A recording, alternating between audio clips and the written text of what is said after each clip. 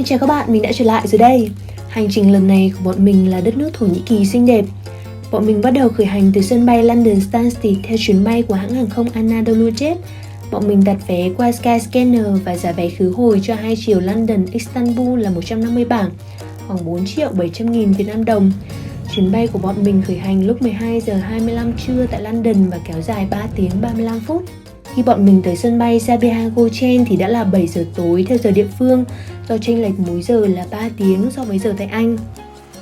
Vì không có chuyến bay đêm từ Istanbul tới Cappadocia nên bọn mình đã đặt trước khách sạn Skyport Istanbul Hotel gần sân bay Sabiha để nghỉ ngơi. Giá phòng cho một đêm tại đây là 290 Turkish Lira, khoảng 885.000 Việt Nam đồng. Dịch vụ ở đây thì mình thấy khá ổn, phòng rộng, sạch sẽ, nhân viên nhiệt tình. Tuy nhiên điểm trừ là điều hòa không tốt lắm nên đêm ngủ thì bọn mình vẫn thấy khá lạnh. Khoảng 7 giờ sáng hôm sau, bọn mình bắt taxi tới sân bay Sabiha Gökçen lần nữa. Bọn mình chỉ mất khoảng 5 phút để di chuyển từ khách sạn tới sân bay. Và anh tài xế siêu tốt bụng, thậm chí còn miễn phí luôn tiền cước taxi cho bọn mình.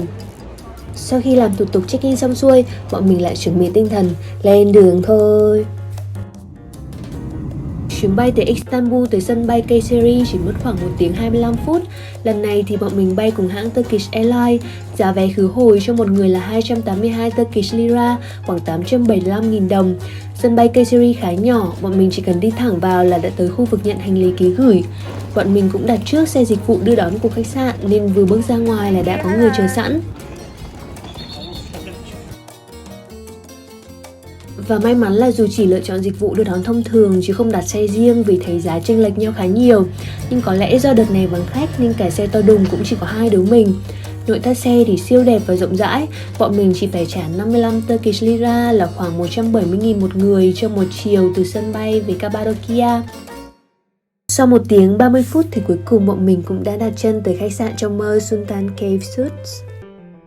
Mặc dù đã đọc review và xem hình ảnh của khách sạn trước khi tới, nhưng bọn mình vẫn thực sự bị choáng ngợp và bất ngờ về khung cảnh và vẻ đẹp của nơi đây. Đây là lịch trình cho ngày đầu tiên của bọn mình ở Cappadocia. Nhưng trước hết đương nhiên là phải kiếm gì đó ăn cho ấm bụng đã. Nhà hàng Seten nằm ngay trong khuôn viên của khách sạn thật sự là một nơi thưởng ngoạn quá tuyệt vời. Mình đánh giá 5 sao cho cả không gian, cách bài trí, dịch vụ, sự thân thiện và nhiệt tình của nhân viên tại đây. Đồ ăn ở đây thì rất ngon, giá cả lại phải chăng so với chất lượng. Kiểu lần đầu đến mình khá bất ngờ khi các phần ăn ở đây đều to hơn tưởng tượng của mình rất nhiều. Các bạn có thể tham khảo các món mà bọn mình đã chọn và giá tiền ở góc trái màn hình. Sultan là một trong những khách sạn nổi tiếng nhất tại Cappadocia mà hầu hết các hot vlogger đều tới đây để check-in. Khách sạn tọa lạc trên đỉnh ngọn đồi Adili Hill nên từ đây du khách có thể ngắm trọn vẹn thị trấn Göreme cả đêm lẫn ngày. Đây cũng là lần đầu tiên bọn mình được trải nghiệm cảm giác ở trong một căn phòng được thiết kế theo dạng hang động với đồ nội thất mang phong cách truyền thống Thổ Nhĩ Kỳ. Ngoài ra phòng cũng được trang bị đầy đủ các tiện nghi như phòng tắm, lò sưởi, wifi, bàn trò chuyện. Bọn mình đặt phòng nếu có booking, giá phòng là 65,85 bảng cho một đêm, nghĩa là khoảng 2.075.000 và có bao gồm bữa sáng. Lúc bọn mình đặt thì còn duy nhất một slot cho hạng phòng này. Và vì đi đúng thời điểm vắng khách nên bọn mình cũng được khách sạn miễn phí nâng hạng phòng từ Standard lên Junior Suite với khoảng không gian sử dụng rộng rãi hơn.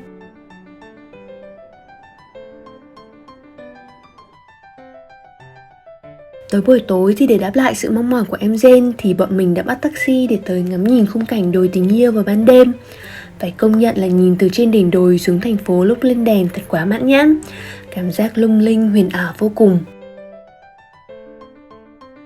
Sau đó bọn mình được chú tài xế đưa tới khu downtown để ngắm nhìn phố xá và tranh thủ mua chút đồ lưu niệm cho bản thân, gia đình và bạn bè.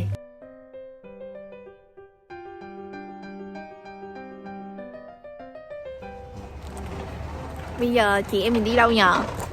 Bây giờ mình cứ đi vòng quanh khu phố này thôi, bởi vì đang Covid nên là các hàng quán đóng cửa khá nhiều. Thế là Bọn mình chỉ đi vòng quanh để xem có gì thú vị không, có đồ gì hay ho không thì mua làm quà thôi. Nếu ai chơi lâu với mình thì sẽ biết là mình mê mẩn những thứ đồ nhỏ nhắn và dễ thương này tới mức nào. Mỗi lần đi đâu là ngoài các khoản chi cho ăn uống thì mình dành phần lớn tiền để mua đồ lưu niệm. Em Jen thì liên tục nhắc nhở là chị đã mua quá nhiều rồi đó hả Linh ạ. Có rất nhiều lựa chọn khác nhau cho những món đồ lưu niệm mang đậm dấu ấn Cappadocia và Thổ Nhĩ Kỳ, chẳng hạn những tấm thảm dệt thủ công, các loại gốm sứ trang trí, bùa mắt quỷ biểu tượng may mắn của Thổ Nhĩ Kỳ, hay đơn giản nhất thì vẫn là miếng dán tranh trừu tủ lạnh hay postcard. Những cửa hàng ở đây cũng bày bán loại đá đổi màu độc đáo của Thổ Nhĩ Kỳ là Zoltanite, loại đá đổi được các sắc màu xanh, đỏ, tím, nâu dưới các ánh sáng khác nhau. Nghe nói là bạn nên mặc cả nếu thực sự muốn mua để làm kỷ niệm, vì mình có tham khảo giá nhưng nó cũng không hề rẻ. Ngày thứ hai tại Cappadocia là ngày mà bọn mình có nhiều trải nghiệm thú vị nhất. 6 giờ 30 sáng thì xe tới khách sạn và bọn mình ra địa điểm tập trung để chuẩn bị bay khinh khí cầu. Mặc dù phải dậy từ khá sớm nhưng cảm giác háo hức đã xua tan đi cơn buồn ngủ của cả hai đứa mình. Ở Cappadocia thì có nhiều nhà cung cấp dịch vụ bay khinh khí cầu với các mức giá chênh lệch nhau khá nhiều. Trước khi sang đây thì bọn mình đã đặt tour trước qua một ứng dụng là Viator thì thấy giá rẻ hơn tương đối. Hello, chào các bạn. Đây tụi mình đang ở Cappadocia và dự định là sẽ đi lên honeymoon.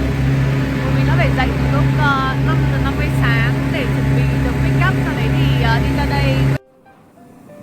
Mặc dù cũng có ngày qua nhưng mình vẫn không ngờ ở ngoài khinh khí cầu lại to đến như vậy. Cũng mất khá thời gian cho tổ điều hành bay hoàn tất mọi công tác chuẩn bị cho một chuyến hành trình mới. Khung cảnh lúc khinh khí cầu được đốt lửa và chuẩn bị bay lên nó ngoạn mục vô cùng. Thực ra chiếc màu cam nãy giờ là chiếc nhà hàng xóm, còn chiếc màu xanh này mới là chiếc mà bọn mình sẽ bay lên. Hãng bay mà bọn mình lựa chọn là Atmosphere. Cuối cùng thì khoảnh khắc ấy cũng đã tới. Let's go!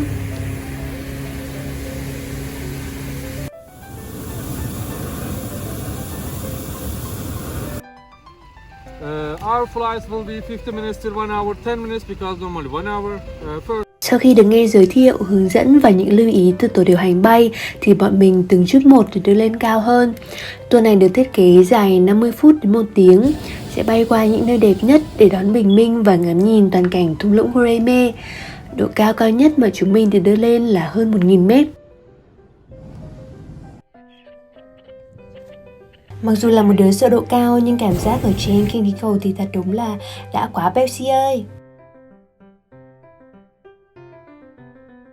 Cảnh mình ấn tượng nhất là khi thấy mặt trời xuất hiện, cứ phải gọi là mê mẩn ngẩn ngơ luôn. Lúc bọn mình đặt thì giá vé là 60/61 bảng, là khoảng 1.900.000 cho một người. Đương nhiên thì giá vé sẽ dao động liên tục tùy thời điểm chúng ta đi trong năm. Hồi năm trước tháng cao điểm mình có tham khảo vé thì giá có thể lên tới 7-8 triệu đồng cho một lần bay. Chuyến bay của bọn mình đã kết thúc tốt đẹp. Nếu có thể thì mình vẫn sẽ hy vọng được trải nghiệm thêm nhiều lần nữa. Thông thường do mỗi chuyến bay sẽ có một bữa tiệc champagne được tổ chức để chúc mừng ngay khi vừa hạ cánh. Tuy nhiên vì dịch vẫn còn, thế nên hoạt động này đang tạm thời không được tổ chức nữa. Mỗi người chúng mình cũng được phát một tờ giấy chứng nhận hoàn thành chuyến bay. Mình đã gói ghém cẩn thận và đưa về Anh để dành sau này còn mang ra khoe con cháu. Ai. Sau đó bọn mình qua ngay nhà hàng Seitan để thưởng thức bữa sáng đặc trưng của Thổ Nhĩ Kỳ, món trứng ốp lết và mật ong nguyên tổ phải nói là ngon số rách. Ăn uống xong xuôi, bọn mình lại đón taxi lên thung lũng tình yêu một lần nữa. Để ngắm được khung cảnh thị trấn Gureme từ trên cao thì đây vẫn là một điểm đến lý tưởng để trải nghiệm. Nói chung là bọn mình rất may mắn vì thời tiết cũng chiều lòng người. Trời hôm đó nắng cực kỳ đẹp, khác hẳn với những ngày mưa dầm lạnh giá của cả một tuần trước đó tại Cappadocia. Không giống với sự huyền ảo của màn đêm tại thung lũng tình yêu, khi tới vào ban ngày bọn mình mới thấy rõ được sự rộng rãi, khoáng đạt của không gian và sự kỳ diệu của thiên nhiên khi tạo nên những kiệt tác mà khó lòng tìm được ở một nơi nào khác trên thế giới. Theo mình được biết thì khoảng 50 triệu năm về trước, nơi đây toàn khe nứt và miệng núi lửa. Có lúc Cappadocia tràn ngập trong nham thạch. Những dãy núi đá mềm đã hình thành trên nền nham thạch ấy và sau đó dưới tác động của ngoại sinh đã tạo thành những dãy núi đá vô cùng độc và lạ như ngày nay. Còn đây là chú Berkir, chú tài xế taxi siêu dễ thương đã đồng hành cùng bọn mình trong suốt chuyến hành trình tại Cappadocia. The place that we are being here is known as a Love Hills. Và đang chuẩn bị ra xe để đi về thì bỗng nhiên có một chị gái người Thổ chia ra bức ảnh của bọn mình được đóng khung đẹp đẽ với giá 50 Turkish Lira là khoảng 150.000. Bọn mình cũng lấy luôn để làm kỷ niệm.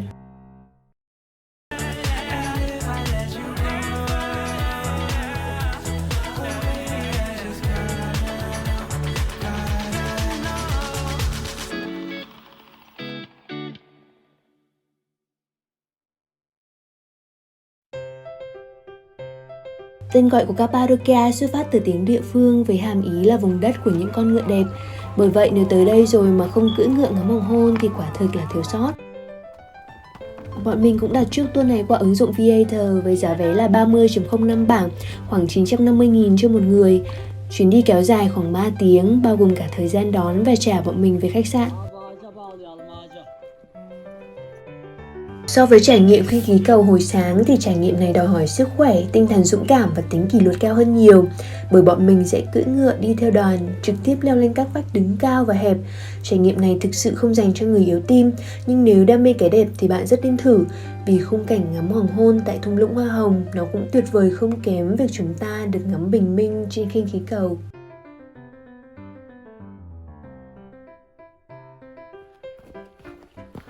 Rồi, lên đi đi.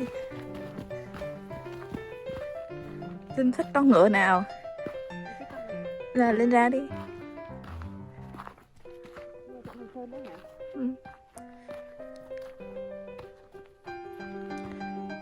Con này con của Linh hả?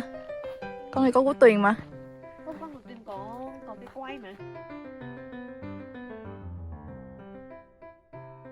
Các bạn ngựa ở đây đều được đánh số và có tên riêng. Số thứ tự của các bạn sẽ chính xác là vị trí sẽ đi trong đoàn trong suốt cả hành trình.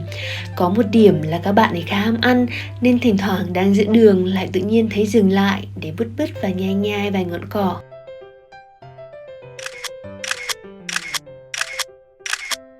Dù vẫn còn khá vương vấn cảm giác thư thái khi được cưỡi ngựa ngắm hoàng hôn, nhưng bọn mình cũng đành kết thúc chuyến hành trình vào lúc 5:30 và trở về khách sạn để nghỉ ngơi. Và bọn mình tiếp tục tới nhà hàng Seten, nơi mà đã diễn ra bữa ăn không thể quên trong cuộc đời mình. Cụ thể là mình sẽ phải ăn hết 2 sushi baht siêu to khổng lồ để đổi lại việc em Jen sẽ là người chi trả cho toàn bộ bữa ăn ngày hôm đó. Chưa bao giờ mình phải ăn là mình ăn nó khổ như thế này các bạn ạ. Tại sao lại khổ nhờ? Lý do tại sao bạn ăn bạn phải khổ nhờ? Có lỡ cho dại làm cái kiểu cá cửa. Đương nhiên là mình không thể ăn hết được, nhưng hên là cuối cùng thì cũng tới giờ quán đóng cửa nên em Jane đành nhận thua kèo, he he. Ngày thứ 3 cũng là ngày cuối cùng bọn mình ở Cappadocia. Đương nhiên là không thể bỏ lỡ khu sống ảo thần thánh chụp ảnh cùng bàn trà và khinh khí cầu vào sáng sớm. 2 địa điểm check-in nổi tiếng nhất ở khu vực này là khách sạn bọn mình đang ở Sultan Kaysuth và khách sạn Mithra ngay kế bên.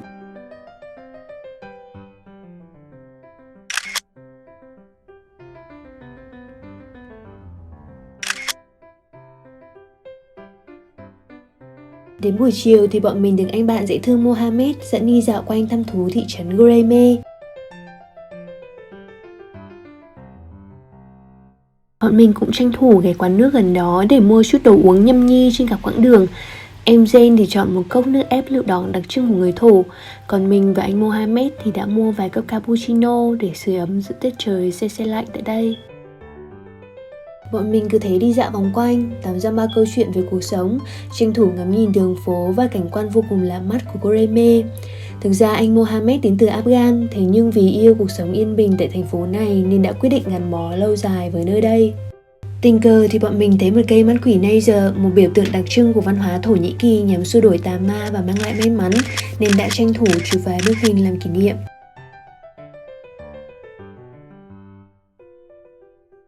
Ở Cappadocia thì đi tới đâu bạn cũng có thể dễ dàng bắt gặp các đồi núi đá, hay thậm chí là các ngôi nhà được xây dựng một cách vô cùng kỳ diệu và bí ẩn ở bên trong các vách đá. Vì dịch nên các nhà hàng lúc đó đều chỉ có lựa chọn mua mang về, bởi vậy mà bọn mình lại quay về nhà hàng Seten để ăn tối trước khi đi tới sân bay về lại Istanbul vào lúc 7 giờ. Mình muốn gửi lời cảm ơn chân thành nhất tới tất cả nhân viên tại khách sạn Sultan, nhà hàng Seyten và chú Bekir vì đã giúp bọn mình có những trải nghiệm không thể trọn vẹn hơn tại Cappadocia. If you are watching this video, I would like to say thank you for your kindness. We had a really amazing time in Cappadocia. Trước khi chính thức nói lời tạm biệt thì chú Bekir cũng đã đưa bọn mình tới một địa điểm nổi tiếng nữa tại Cappadocia, vốn là nơi trôi ra đời của rất nhiều những bức ảnh check-in với thảm trứ danh trên Instagram, đó là Gallery Ekman của chú Sulaiman Ekman. Tới đây thì chúng mình cũng đã có những bức ảnh ưng ý và những đoạn video đậm dấu ấn Gourmet với mức giá 250 Turkish Lira, khoảng 780.000 Việt Nam đồng. Hành trình tại Cappadocia của bọn mình cũng tạm thời khép lại. Xin chào và hẹn gặp lại các bạn trong video tới khi chúng ta cùng nhau khám phá một thành phố xinh đẹp khác của Thổ Nhĩ Kỳ là Istanbul. Xin chào và hẹn gặp lại tất cả các bạn.